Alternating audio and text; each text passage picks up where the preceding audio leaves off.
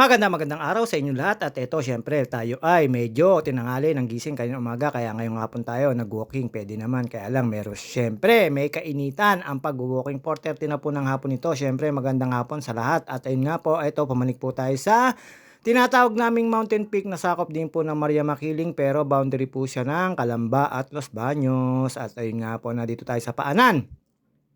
Kung mapapansin niyo, bakit walang tawag dito, paanan, bakit wala pong mga talampakan, 'di joke lang po 'yun. Kumbaga sa baba po 'to ng Mount Makiling, ayan ang Mountain Peak po, tapos dito pa may mga resort, puwede po kayong magpa-book dito. At siyempre eto papawis lang din po tayo at, alam niyo naman walang basketball sa umaga dahil may liga pa at, kailangan po natin sa edad natin, eh, magpapawis para laging healthy. At tumunog po yung aking cellphone, may nag-chat po pero mamaya ko na babasahin. Hip-hop kong inaanakan nag-chat. Ayun nga po, eto. Papanik po yan, napakataas po ng dinaanan ko. Tapos may mga nakita akong customer na sumabay sa akin dyan. Siyempre napachika tayo. Yung isa medyo pwede na. At yun nga, pagpanik ko sa taas, eto na po ang makikita nyo. Ayan, at may mga kasalubong po tayo dyan magbubukas ng kanilang gripo. At ayan, papanik po yan. At saka po, medyo may kataasan yan. Kaya yan, ganyan-ganyan lang po yung lakad natin mga ka-JT. Sobra pong init pati. At yun, sobra po tagaktak ng pawis ko dyan dahil gawa ng init. Pero okay naman, mas gusto ko po yan naaarawan. Kasi po sa umaga, ang hirap po magpaaraw. Pero sa hapon naman po, madaling magpaaraw. Kaya lang, napakainit naman po. Pero tinis-tinis ko lang po yan. Hanap-hanap ko po talaga yan yung maarawan ng ating kabalatan. Kasi maganda naman po sa skin yun. Kahit po pangit ang ating kabalatan, basta maaarawan, okay na yan. At ayan, nakita nyo naman po, medyo hinahapon na si JT at syempre sa mga ka-engage ko, mga ka-followers, shoutout sa inyo. At yung mga nagko-comment po sa akin, maraming salamat sa inyo, shoutout sa inyo. At syempre, eto, papanig na po tayo dito. Huwag kayong mag-alala. At ito po ay napakataas. Sa mga gusto po mag-walking dito, magpapaalam lang po kayo sa guard. At saka syempre, ingat-ingat po tayo dito. Medyo mataas po talaga dito. Dalawang area po ang pinakamataas dito. Ito at saka po yung susunod dyan sa may cross na stopover ko. Siyempre, doon po mag-stopover kasi masakit na po ang kabintian. Yan, hindi ho biro yan. Napakataas po niya. Binabike din po namin to. Kaya lang siyempre, mas ano ngayon sa pagbo-walking. Ayan, ganyan kaganda. Nakita nyo naman po, pagka hapon po pumanik, napakaganda. Sa umaga naman po, siyempre, iba naman po yung ambience na yun. At eto po, ayan.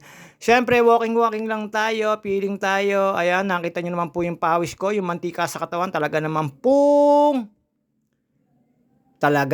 na ano po yung aking mantika. Lumabas po dyan dahil sobrang init. Ayan, tuwan-tuwa po ako dyan. Talagang hinahanap ko po yung init na yan.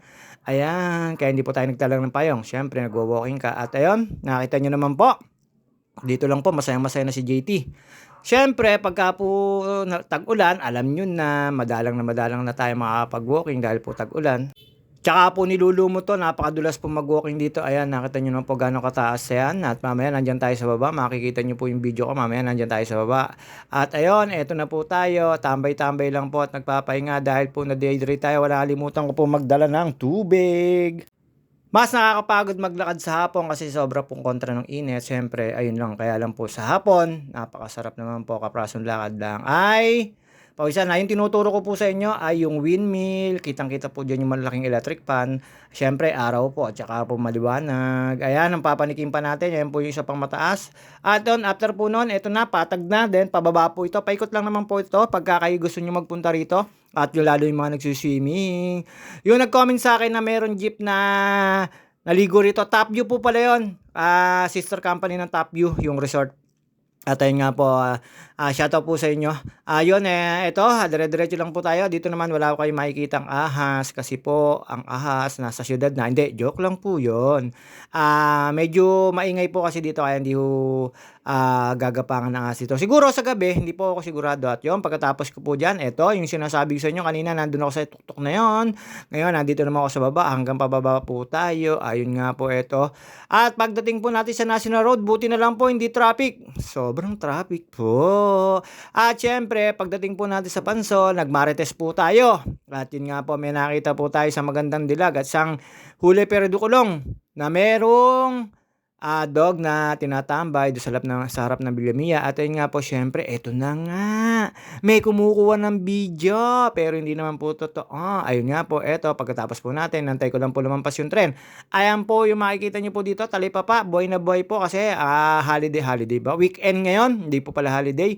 At, ayan ang dami po mga tindahan dito na puwede kayong bumili, puro sariwa naman po 'yan at, kung pupunta ho kayo ng palengke gano'n din naman po magiging price at mapamahal pa kayo kasi ang mahal ng pamasahe. 'Yun ang katwiran ng mga Pilipino at Pilipina. Piso, ₱2 hanggang ₱5 lang din naman po yung itinataas ng kanilang patong. Siyempre mga nangangalakal sila or tinitinda rin naman po nila.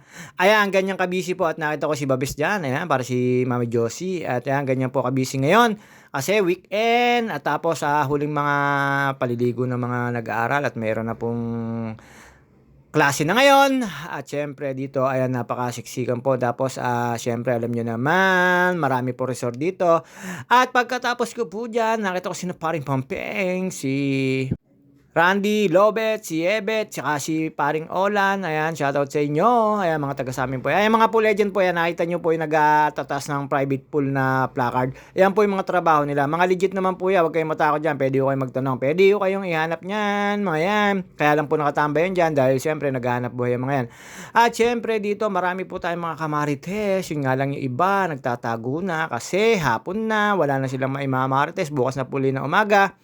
At ayun, hindi niyo po sila makikita ngayon at, siyempre nagpapahinga rin po sila at ayan, kita niyo naman po pagdating po rito ang dami pa rin po mga sasakyan, papasok na po tayo sa amin at yun nga po hindi na po magtatagal ang ating video mga ka-JT. Siyempre matatapos ang video natin ng ganito-ganito na lang na wala po akong maimarites sa inyo kasi hindi po tayo nagigising ng maaga. Minsan tapos na yung marites, wala na po tayong naimamarites at siyempre shoutout nga pala po sa mga naniniwala at nagtitiwala sa akin at mga sumusuporta at mga kasisi ko or mga ka-followers ko, ka-follow. Shoutout sa inyo. Hanggang dito na lang po muna ang video natin. Siyempre, see you on my next video. At pauwi na po tayo. Pawis na pawis po tayo. At saka nakita nyo naman po yung kalsada namin. Malinis na malinis. Bukod sa mga sasakyan. Babus mga ka-JT.